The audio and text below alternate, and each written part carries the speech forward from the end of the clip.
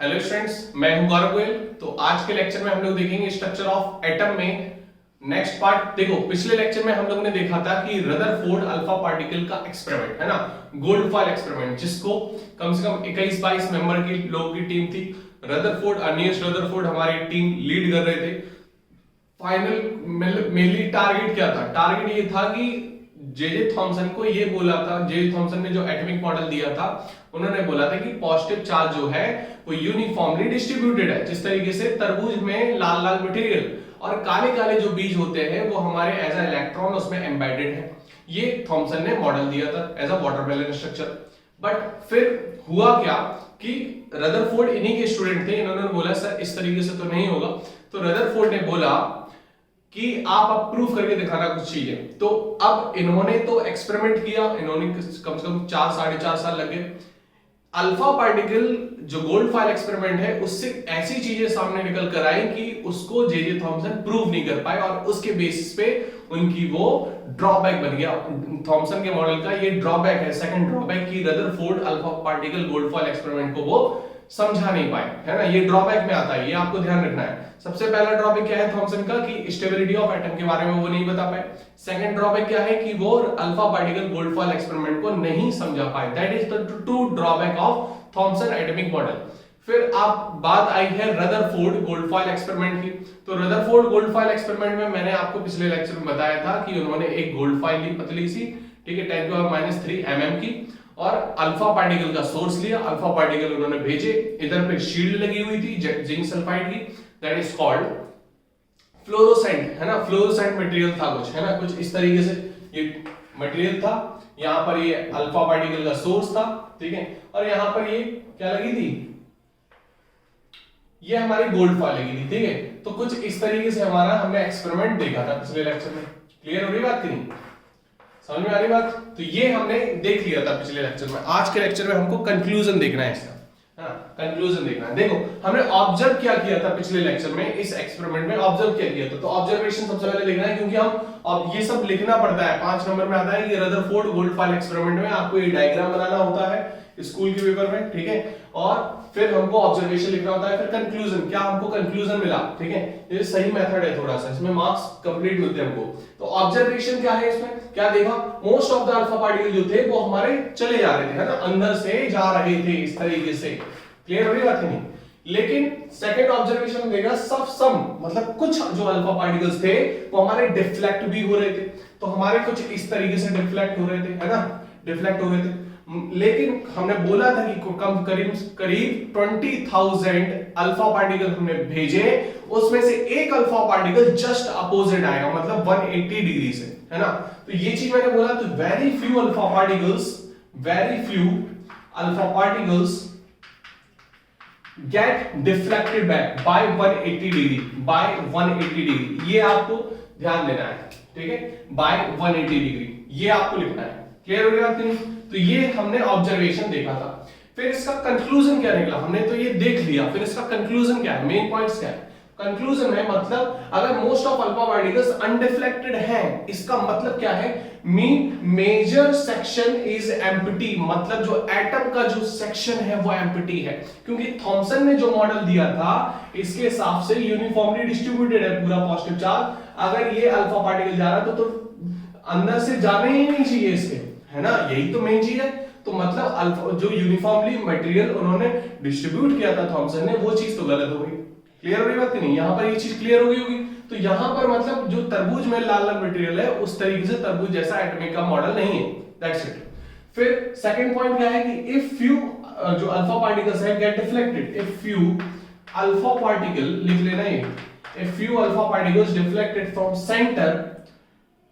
Centre इसको हटा दो, if few alpha particles get deflected, it means positive charge is centralized, या कुछ पोर्शन में है हमारा, है ना, पॉजिटिव चार्ज हमारा कुछ पोर्शन में, ये पूरी यूनिफॉर्मली डिस्ट्रीब्यूटेड नहीं है। क्लियर हो रही बात नहीं? फिर अगर थर्ड पॉइंट में ये very few alpha particles get deflected back by 180, इसका कंक्लूजन क्या है, very few alpha particles get deflected back, इसका मतलब position of the positive charge is very small मतलब काफी छोटी है, यूनिफॉर्मली डिस्ट्रीब्यूटेड नहीं है, विच इज कॉल्ड न्यूक्लियस, जिसको हमने न्यूक्लियस बोल दिया, मतलब वो सेंट्रलाइज्ड है, सेंटर पॉइंट पे है। क्लियर है बात कि नहीं?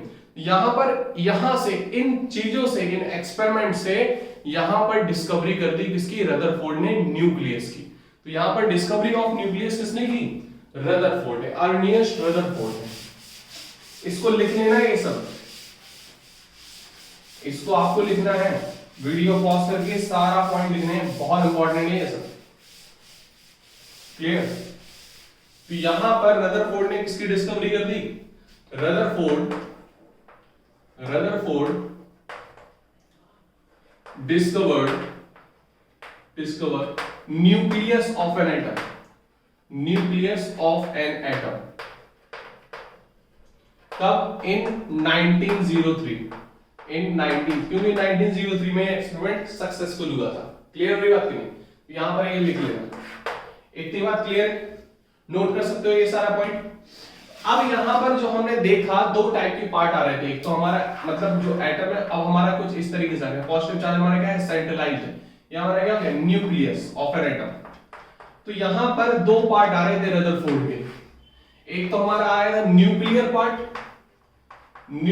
पार्ट, ठीक है, और हमारा ये हमारा एटम है, एक तो न्यूक्लियर पार्ट में आ गया, एक एक्स्ट्रा न्यूक्लियर पार्ट। तो न्यूक्लियर पार्ट में क्या है? न्यूक्लियर पार्ट्स में क्या है? प्रोटॉन्स है। क्या है? प्रोटॉन्स। प्रोटॉन्स का मतलब पॉजिटिव चार्ज पार्टिकल्स। प्रोटॉन्स का मतलब क्या है? Positive charge particle. इतनी बात समझ में आ रही होगी आपको। पॉजिटिव चार्ज पार्टिकल्स को हम क्या बोल दिया? प्रोटॉन्स। मतलब न्यूक्लियर पार्ट, मतलब न्यूक्लियस, है ना? क्लियर हुई बात नहीं? एक्स्ट्रा न्यूक्लियर पार्ट में क्या हो गया कि नेगेटिव चार्ज जो है, इलेक्ट्रॉन्स, वो हमारे रिवॉल्व करेंगे, है ना? इसमें क्या है? जो एक्स्ट्रा न्यूक्लियर पार्ट है वो हमारा क्या है? एम्प्टी, और electrons are revolving around nucleus के चारों ओर जो इलेक्ट्रॉन्स है वो हमारे क्या कर रहे हैं? रिवॉल्व कर रहे हैं, घूम रहे हैं। इतनी बात क्लियर होगी? इसको फटाफट नोट करो, फिर हम आगे चलते हैं नेक्स्ट पार्ट पे। फिर मेनली हमारा जो इसकी लिमिटेशंस है, लिमिटेशंस क्या हुई इसकी? मतलब ये जो इन्होंने मॉडल दे दिया, मॉडल देने के बाद इनकी ड्रॉबैक्स क्या रहेंगी, तो फिर इनका मॉडल चला क्यों नहीं, है ना? सबसे पहली चीज यहां पर देखो, सबसे पहली चीज, अगर ये प्रोटॉन्स हैं, पॉजिटिव चार्ज है, यहां पर ये रिपल्शन दे देंगे, है ना? रिपल्शन दे देंगे, और यहां पर ये जो इलेक्ट्रॉन है, ये इलेक्ट्रॉन इसको अट्रैक्ट कर लेंगे। इस चीज को ये समझा नहीं पाए। मतलब यहां पर जो ड्रॉबैक है, जो लिमिटेशंस है, limitations of Rutherford atomic model. तो यहां पर जो लिमिटेशंस में जो इलेक्ट्रॉन है अट्रैक्ट कर लेगा ना, पहला drawback, electron attract nucleus bye nucleus, सो एटम बिकम अनस्टेबल। ये इस चीज को ये समझा नहीं पाए, बिल्कुल भी इस चीज को समझा नहीं पाए। सबसे पहला पॉइंट, ठीक है। दूसरा पॉइंट, ये पहला पॉइंट लिख लेना, ये दूसरा पॉइंट लिख लेना। दूसरा पॉइंट क्या है? According to Maxwell electromagnetic theory,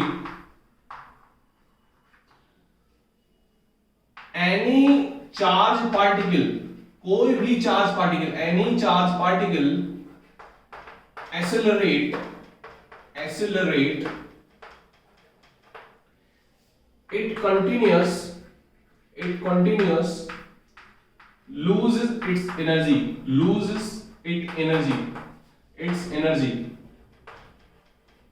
अगर इस हिसाब से है, hence all electrons sink into the nucleus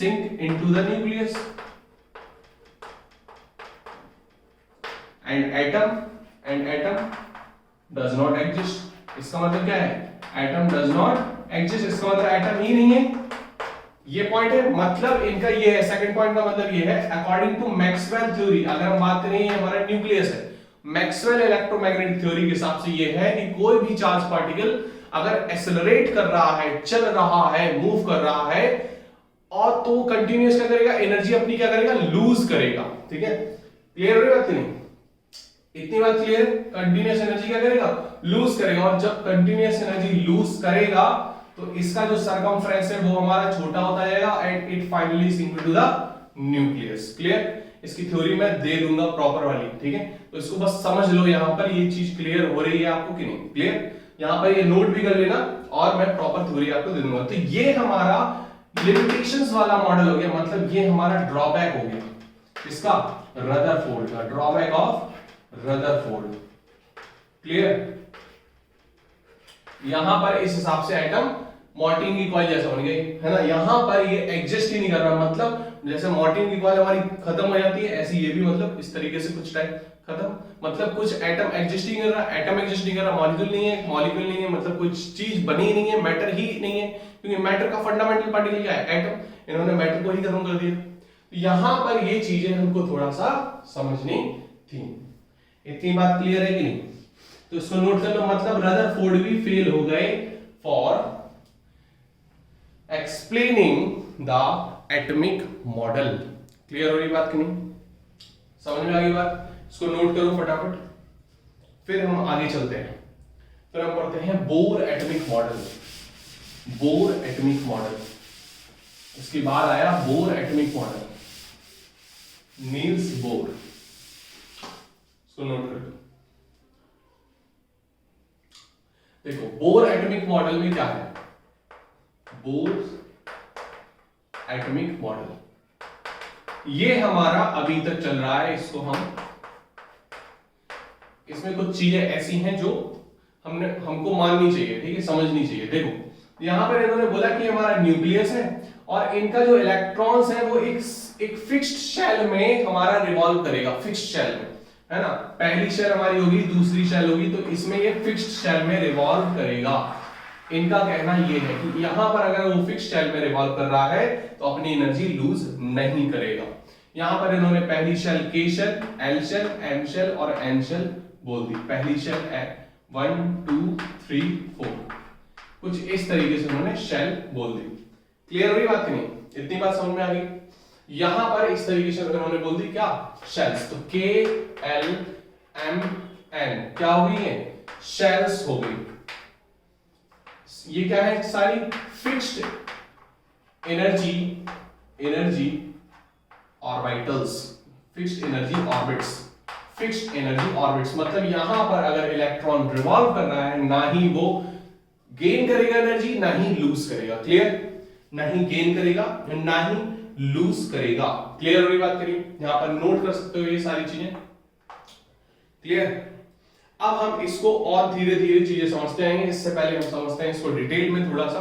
देखो अगर हम एटम की बात करें, जैसे हम बात करें हाइड्रोजन की, तो हाइड्रोजन जो है हमको पता है 1 से लेकर हमने 20 30 तक एलिमेंट एटॉमिक नंबर आपको याद होंगे, 9th क्लास में हो आप लोग, ठीक है। तो हाइड्रोजन का हमारा क्या होता है, पहली शेल, फर्स्ट शेल में इलेक्ट्रॉन होगा, मतलब यहां पर हो जाएगा 1, है ना। फिर हीलियम की जो बात करते हैं वो हमारा हो जाएगा 2, है ना। फिर हम बात करते हैं लिथियम की, तो लिथियम की बात करते हैं तो 2,1। तो पहली शेल में जो इलेक्ट्रॉन्स होंगे वो याद रखना, पहली शेल में कितने होंगे, 2 होंगे, दूसरी शेल में कितने होंगे, 8 होंगे, तीसरी शेल में कितने होंगे, मैक्सिमम 18 आएंगे, फिर आएंगे 32। तो ये चीज याद रखना है आपको, वो इसी तरीके से इस मॉडल में समझाई गई है। क्लियर, समझ में आ गई बात, क्लियर। तो इस तरीके से ये सारी चीज बना सकते हो आप, ये लगभग आप शेल्स को पूरा कंप्लीट करना, ठीक है। फिर ये 20 तक आपको अप्रॉक्स कंप्लीट करना है, 20 तक, आर्गन तक तो आप लोग कंप्लीट कर ही लोगे, ठीक है। फिर उसके बाद में आगे नेक्स्ट में समझाऊंगा। क्लियर, तब तक के लिए बाय बाय, इसको कंप्लीट कर लेना ध्यान से।